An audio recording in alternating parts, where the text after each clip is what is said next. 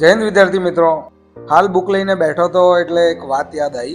Ground pass કર્યા પછી વાંચવાનો કાલનો 5મો દિવસ હતો અને કાલે આપણે એક મિત્રનું રનિંગ હતું હિંમતનગર ખાતે, એટલે ત્યાં ગયા હતા સવારે અને ત્યાંથી પરત આવ્યા પછી કાલે 12 થી 8ની નોકરી હતી, એટલે આપણે આવીને તરત નહીં ધોઈને નોકરીએ જતા રહ્યા હતા અને 8 વાગે નોકરી પૂરી કરીને ઘરે આવ્યા. એના પછી આખા દિવસનું થાકેલું હતું એટલે વંચાયું નહીં અને આજ સવારે પણ 8 વાગ્યાથી 12 વાગ્યાની નોકરી હતી એટલે આપણે નોકરીએ જતા રહ્યા.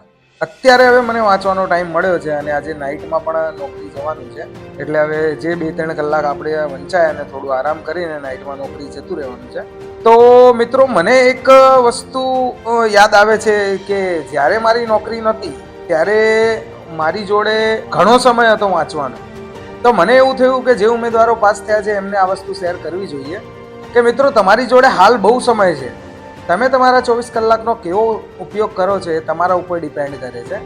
જે ઉમેદવારો પાસ થઈ ગયા છે તેમની માટે હજી પણ હું ખાસ કહું છું, જરાય ઢીલાસ મૂકશો નહીં.